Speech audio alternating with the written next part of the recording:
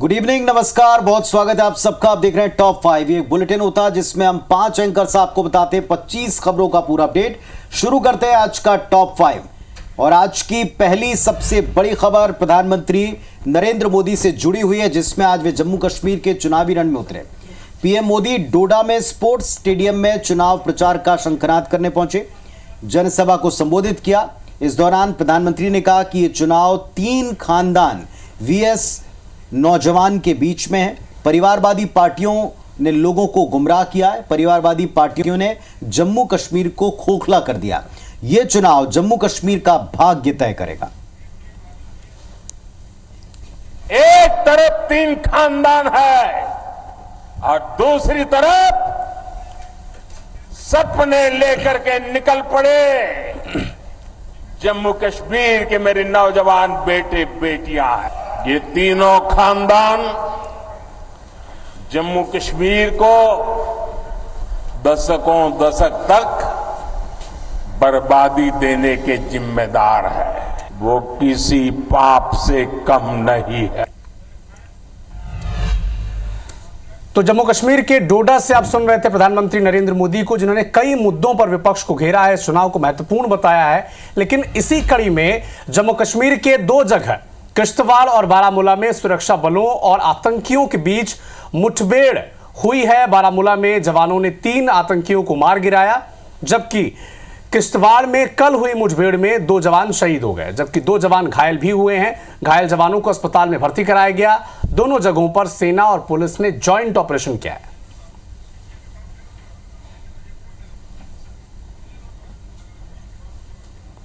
तो सेना ने 3 आतंकियों को मार गिराया। इससे पहले वहां पर मुठभेड़ लगातार हो रही थी और इसी वक्त जब ये मुठभेड़ हो रही है, उसी वक्त डोडा में प्रधानमंत्री नरेंद्र मोदी ने चुनावी रैली की है और कई पार्टियों को इसके लिए जिम्मेदार भी ठहराया है, कटघरे में भी खड़ा किया है।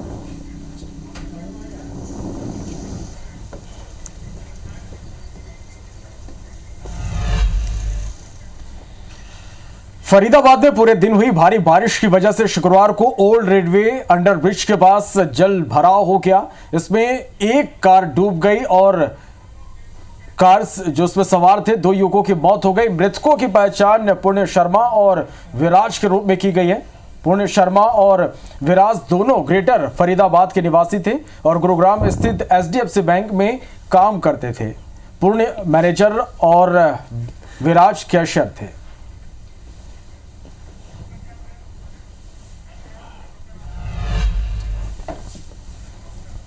इधर उत्तर प्रदेश के गाजियाबाद में एक सनसनीखेज मामला सामने आया है। यहां जूस की दुकान के संचालकों पर आरोप लगाया है कि वह जूस में मानव पेशाब मिलाकर बेच रहे थे। पता लगने पर स्थानीय लोगों ने दुकानदार की जमकर पिटाई की है।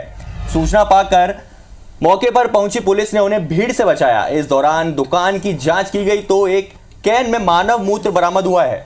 इसे लेकर जब पूछताछ की गई तो जूस विक्रेता कोई संतोषजनक जवाब नहीं दे पाए। मामले में नाबालिग समेत 2 लोगों को पुलिस पकड़कर थाने लेकर आई। रिपोर्ट दर्ज कर उनसे पूछताछ की जा रही है। खुशी जूस कॉर्नर के संचालकों द्वारा जूस में मानव मूत्र मिलाया जाता है। पुलिस द्वारा इस सूचना पर तत्काल मौके पर पहुंचकर छानबीन की गई तो दुकान से एक कैन से करीब 1 लीटर मानव मूत्र प्राप्त हुआ है। दुकानदारों से पूछने पर उनके द्वारा कोई संतोषजनक जवाब नहीं दिया गया है। पुलिस द्वारा तत्काल आमिर सनाफ साबिर खान तथा उसके एक बाल अपचारी साथी को गिरफ्तार कर लिया गया है। अगली खबर गुजरात से है, जहां गुजरात के गांधीनगर जिले में शुक्रवार को बड़ा हादसा हुआ। गणेश विसर्जन के दौरान मेश्वो नदी में 10 लोग डूब गए। इस हादसे में 8 लोगों की मौत हो गई, जबकि 2 लोग लापता हैं। एसडीएम ने बताया कि डूबने से मरने वाले लोग दहगम तालुका के बसना सोगती गांव के रहने वाले थे। घटना गांव के निकट हुई। अधिकारियों के मुताबिक सोगती गांव के कुछ लोग गणेश प्रतिमा का विसर्जन करने नदी के पास आए थे। उन्होंने नदी के गहराई का अंदाजा नहीं था और इस वजह से वो बह गए।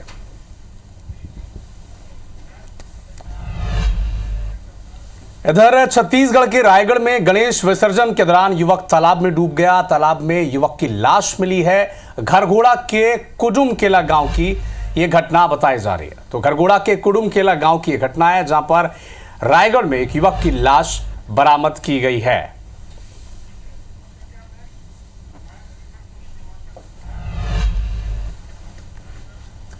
और अब एक और बड़ी अंतरिक्ष से जुड़ी अहम खबर आपको बता दें। अंतरिक्ष में फंसी सुनीता विलियम्स और बुच विल्मोर ने धरती से 420 किलोमीटर दूर अंतर्राष्ट्रीय स्पेस स्टेशन से एक प्रेस कॉन्फ्रेंस की और मीडिया के सवालों के जवाब दिए।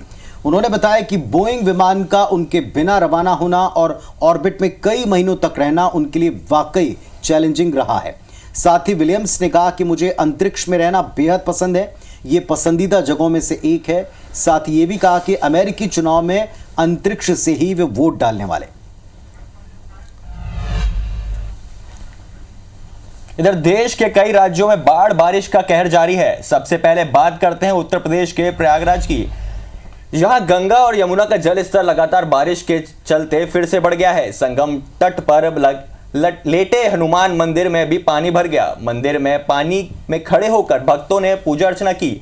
दूसरी तस्वीर है उत्तराखंड के नैनीताल की, जहां 36 घंटों से बारिश जारी है। बारिश के कारण झील का जल स्तर खतरे के निशान से 12 फीट ऊपर पहुंच गया है। तीसरी तस्वीर है दिल्ली की, यहां कई हिस्सों में भारी बारिश के कारण जल भराव की स्थिति बन गई है। चौथी तस्वीर है हरियाणा के गुरुग्राम की, जहां बारिश का सिलसिला जारी है। पांचवी तस्वीर है मध्य प्रदेश के गुना की, यहां रिछाई गांव में बाढ़ के कारण एक मगरमच्छ सड़क पर आ गया, जिससे ग्रामीणों में दहशत का माहौल है। और छठी तस्वीर है मुरैना की, जहां 4 दिन से बाढ़ के कारण एक पुजारी मंदिर में फंसा हुआ है। पुजारी को निकालने के लिए रेस्क्यू जारी है।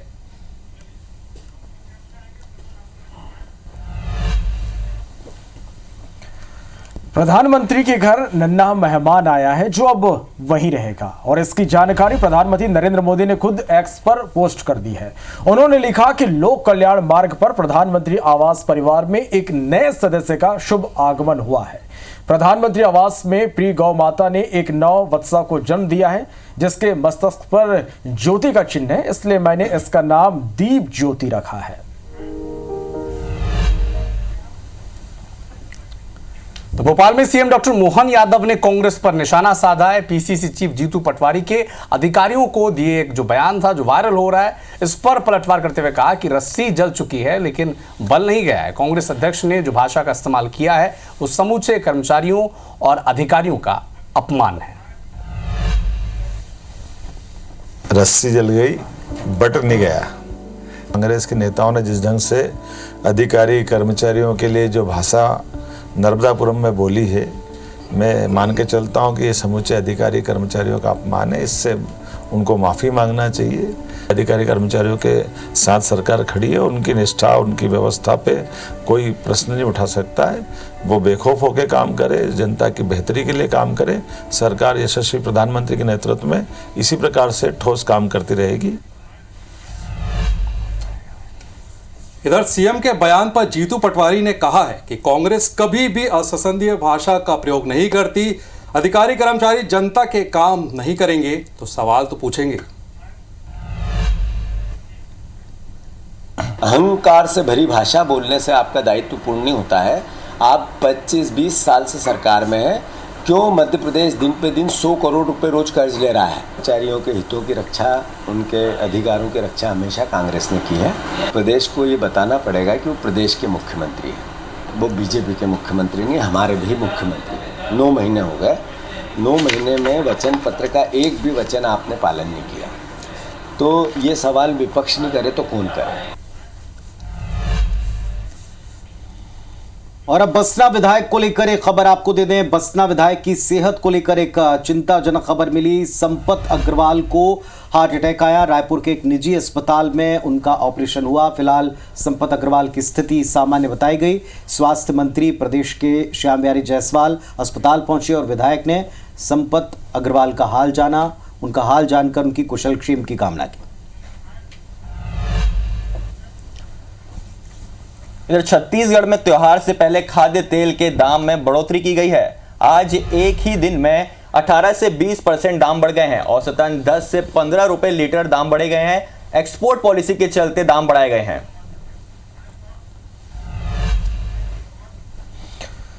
बिलासपुर में अवैध शराब पर एक बड़ी कार्रवाई आज की गई। आबकारी विभाग की टीम ने 500 लीटर से अधिक महुआ लाहन जब्त किया है। अवैध शराब तालाब में छिपा कर रखी गई थी। तस्वीरें आप देख पा रहे हैं। 500 से ज्यादा शराब से भरे डिब्बे यहां से बरामद किए गए। तो रायपुर में मुख्यमंत्री के निर्देश के बाद पुलिस एक्शन मोड पर आ चुकी है। अपराधियों पर पुलिस की सख्ती बढ़ चुकी है। 400 से अधिक बदमाशों को थाने बुलाया गया है। 109 आरोपियों पर कार्रवाई की गई है। गणेश उत्सव और ईद को लेकर पुलिस लगातार अलर्ट मोड पर है। एसएसपी संतोष सिंह देर रात सुरक्षा व्यवस्था का जायजा लेने शहर में निकले। गणेश पंडालों में सुरक्षा व्यवस्था का जायजा भी लिया, मुआयना भी किया।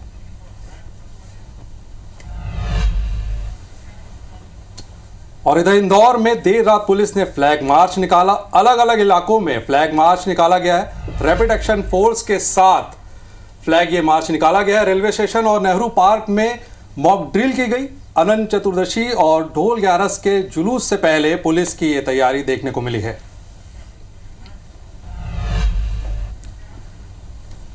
तो वहीं सुकमा में सुरक्षा बल को बड़ी सफलता मिली है। 8 नक्सली गिरफ्तार किए गए। 1 लाख का इनामी नक्सली भी इसमें शामिल है। नक्सलियों के पास से विस्फोटक सामग्री भी बरामद की गई है। सभी नक्सली जगरगोड़ा क्षेत्र में सक्रिय थे। जिला बल, डीआरजी, बस्तर फाइटर और सीआरपीएफ ने संयुक्त कार्रवाई की है। वहीं नक्सली जुड़ा एक और अपडेट भी आपको दे दें। सुकमा में पुलिस और नक्सलियों के बीच में मुठभेड़ हुई है। तुमालपाड़ के जंगल पहाड़ी इलाके में मुठभेड़ होना बताया गया। 1 नक्सली इसमें ढेर किया गया। बड़ी तादाद में हथियार, नक्सल सामान बरामद हुआ है। जिला बल, डीआरजी, बस्तर फाइटर ने संयुक्त तौर पर एक्शन लिया। इलाके में सर्च अभी भी जारी है। बस्तर इलाके से जुड़ी एक और अपडेट आप तक पहुंचा दें। सुकमा में सीआरपीएफ के जवान ने खुदकुशी कर ली है। जवान ने सर्विस राइफल से खुद को गोली मारी है। सीआरपीएफ का जवान गादी रास थाने में पदस्थ था। जवान सीआरपीएफ की 226 बटालियन में जुड़ा हुआ था। पुलिस जांच में अब जुटी हुई है।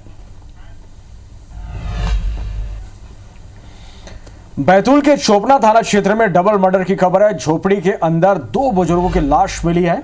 धारदार हथियार से हमला किया गया। जादू टोने के शक में हत्या की आशंका है। पुलिस ने शव को पोस्टमार्टम के लिए भेज दिया है।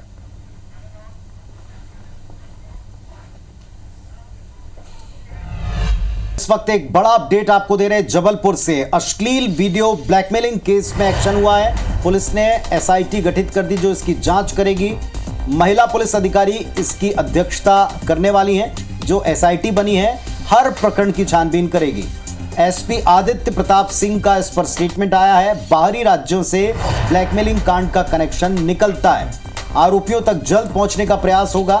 बता दें आपको, बीते दिनों कॉलेज गोइंग स्टूडेंट के साथ में एक अलग तरीके का कुचक्र रचा गया, फर्जीवाड़ा किया गया और अब इस मामले में अश्लील वीडियो ब्लैकमेलिंग केस को एसआईटी डील करेगी। एसआईटी इसके प्रकरणों की जांच करेगी।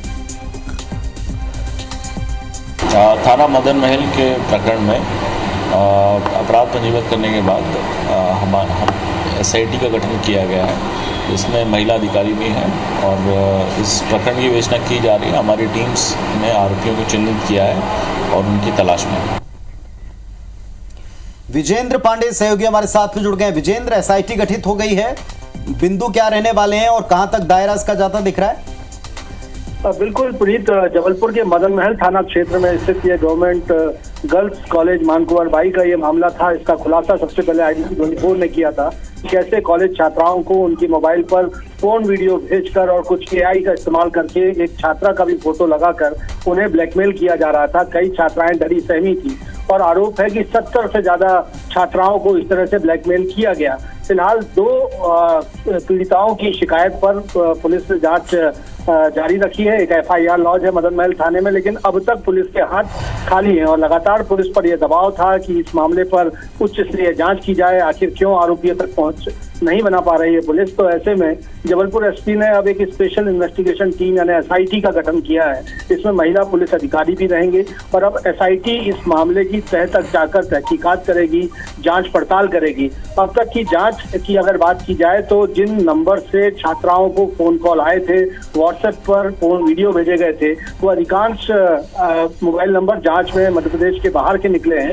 ऐसे में 3 से 4 बाहरी राज्यों में जबलपुर पुलिस की टीम को भी रवाना किया गया है और ये इस बात की उम्मीद जताई जा रही है कि वहां से इस मामले की जांच के लिए कुछ अच्छी खबर निकलकर सामने आ सकती है।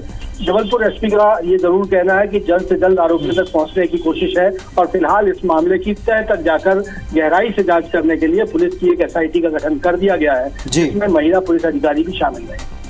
बहुत शुक्रिया आपका इस पूरे अपडेट के लिए। तो अब एसआईटी छानबीन करेगी। बड़ा अपडेट इस पे ये कि बाहरी राज्यों के फोन कॉल्स हो सकते हैं, यानी बाहर तक, राज्य के बाहर तक इसके तार जुड़ते नजर आए।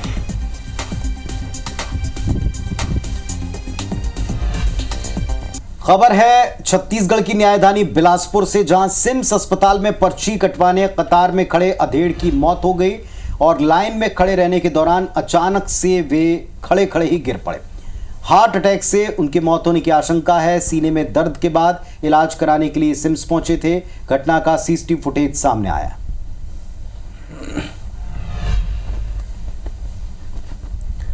मुरैना में बाढ़ में फंसे पुजारी का रेस्क्यू करने के लिए एसडीआरएफ की टीम पहुंची है, और लेकिन पुजारी ने मंदिर से निकलने से इनकार कर दिया। आसन नदी के पास मंदिर में पुजारी फंसा हुआ है। पुजारी 4 दिन से मंदिर में फंसा हुआ था। पगारा डैम के गेट खुलने के बाद आसन नदी में उफान आई और पुजारी मंदिर में ही फंस गया। इंदौर में ऑनलाइन सट्टा संचालन करने वालों पर एक बड़ी कार्रवाई हुई है। विनर्स नाम की आईडी से आरोपी सट्टा चला रहे थे। 5 आरोपियों को इस मामले में गिरफ्तार किया गया है। लैपटॉप, 19 मोबाइल, 8 कैलकुलेटर बरामद किए गए। अंतर्राष्ट्रीय क्रिकेट मैच पर सट्टा का संचालन कर रहे थे। क्राइम ब्रांच और लसूड़िया थाना पुलिस ने संयुक्त कार्रवाई की है। इधर श्योपुर में शव लेकर 4 किलोमीटर तक ग्रामीण पैदल चले। गांव में सड़क और शमशान घाट नहीं है। ग्रामीण शव को लेकर कीचड़ में भी चले। नदी किनारे अंतिम संस्कार किया गया। बीरपुर तहसील के सुठारा गांव का मामला है। और दंतेवाड़ा में सर्व आदिवासी समाज की अपील कर क्षेत्र के बाजार बंद रहे। गिदम में भी व्यापारियों ने बंद को समर्थन दिया है। बता दें कि 1 सितंबर को पोदुम में बच्चों का अपहरण हुआ था। इसी घटना के विरोध में सर्व आदिवासी समाज ने शहर को 1 दिन बंद रखने की अपील की थी। सर्व आदिवासी समाज ने प्रशासन और पुलिस से जल्द बच्चे के अपहरणकर्ताओं से छुड़वाने की मांग की है। इधर बिलासपुर में हत्या के आरोपी का घर ढहाने की कार्रवाई पर हाईकोर्ट ने अब रोक लगा दी है। इसी के साथ कोर्ट ने शासन से जवाब तलब भी किया है। बता दें कि सरगुजा के सीतापुर में रहने वाले ठेकेदार अभिषेक पांडे के पास आदिवासी युवक संदीप काम करता था। ठेकेदार अभिषेक पांडे मुंशी प्रत्युष पांडे और उनके साथी संदीप को जून माह के पहले हफ्ते में उठाकर अपने साथ ले गए थे और उसकी पिटाई कर हत्या कर दी गई थी। हत्या के बाद आरोपियों ने शव को मैनपाट में दफना दिया था और इसके बाद आरोपियों ने इसी स्थान पर पानी की टंकी का निर्माण भी करा दिया। मामले का खुलासा हुआ तो प्रशासन ने आरोपियों के घर आने की तैयारी की, लेकिन 11 सितंबर 2024 को सीतापुर नगर पंचायत के सीएमओ ने नोटिस जारी कर 3 दिन के भीतर भवन निर्माण की अनुमति प्रस्तुत करने का नोटिस आरोपी को घर पर चस्पा कर दिया। आरोपियों के परिजनों ने नोटिस को हाईकोर्ट में चुनौती दी और मामले में तत्काल सुनवाई करते हुए हाईकोर्ट ने इस नोटिस को स्थगित कर दिया। तो टॉप 5 में फिलहाल के लिए इतना ही, लेकिन जाने से पहले आपको याद दिला दें कि वक्त होता है अब से कुछ ही देर बाद आपके सरोकारों से जुड़े, हमारी खास मुहिम सरोकार से जुड़ने का। अनसुलझे मुद्दे, खोखले दावे, जमीन पर हकीकत क्या है, ये लेकर आ रहे मेरे से हितेश। बस अब से कुछ ही देर बाद आप देखें। फिलहाल हम 5 को इजाजत दें। नमस्कार।